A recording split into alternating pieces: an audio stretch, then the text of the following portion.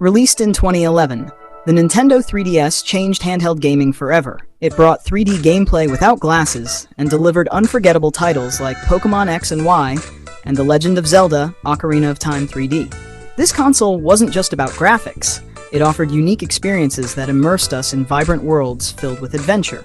Though discontinued in 2020, the magic of the 3DS lives on through emulation, allowing us to relive these classics with better visuals and performance that enhance the gameplay.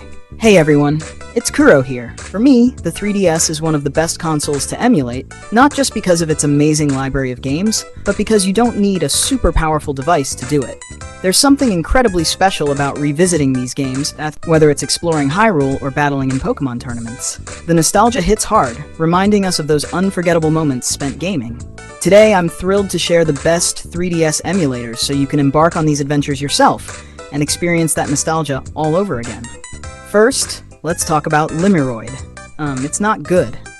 While this all-in-one emulator might seem appealing if you want multiple systems bundled into one app, it unfortunately doesn't perform well with 3DS games. To be honest, it runs okay on my Snapdragon 860 device, Xiaomi Pad 5, but it doesn't shine on my Snapdragon 845 device, Pixel 3 XL. To be fair, it's still in development, so there's hope for improvements in the future. But as of right now, if you're serious about 3DS emulation, this is definitely not the best option available, as other emulators offer significantly better performance.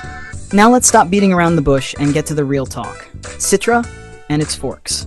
Citra was the go-to emulator for 3DS games and was honestly top tier. It was praised for its stability and compatibility with a wide range of titles. But about 6 months ago, it was discontinued along with the Yuzu project, which was heartbreaking for a lot of us who loved exploring the vast landscapes and intricate gameplay of 3DS titles. However, in the case of Citra, I believe it had already reached a point where it was stable enough to handle almost every 3DS title out there. I'll dive into that more later.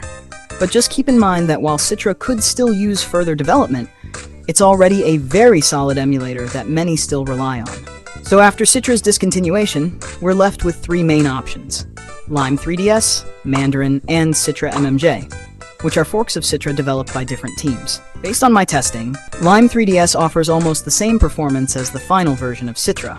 It's decent for playing most games, but it doesn't quite capture that same magic. Mandarin has a slight edge over Lime3ds, but honestly, the difference is almost unnoticeable in most scenarios. Now, let's talk about Citra MMJ. This one's an absolute beast. I don't know what the developer did, but the performance improvement is leagues ahead of Lime3ds and Mandarin. It's like they took everything great about Citra and made it even better. If you're looking for the best performance, Citra MMJ is the clear winner. You don't have to search for exact .3ds or .cia format ROMs. It supports many formats, which makes it super convenient. If you have a decent mid-range device, like a Snapdragon 860, you'll enjoy incredibly stable performance. What more can you ask for?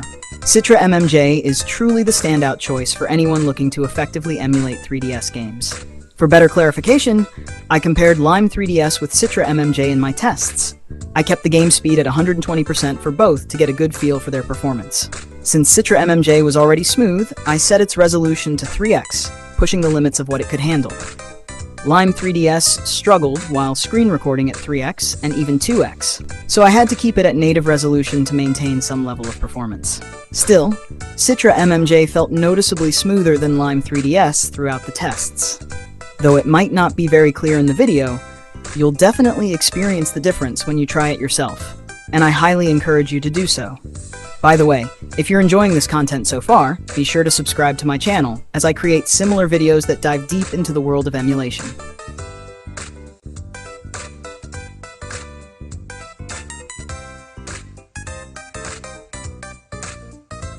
As you can see in Rayman 3D, the real difference in performance between Lime3ds and Citra MMJ is very clear.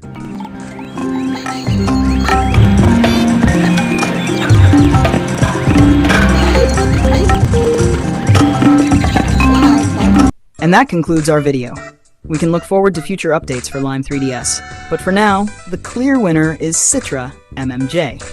After some time, I'm thinking of testing every single game on every modern console emulator that I consider stable enough, and rating them according to performance, starting with the 3DS.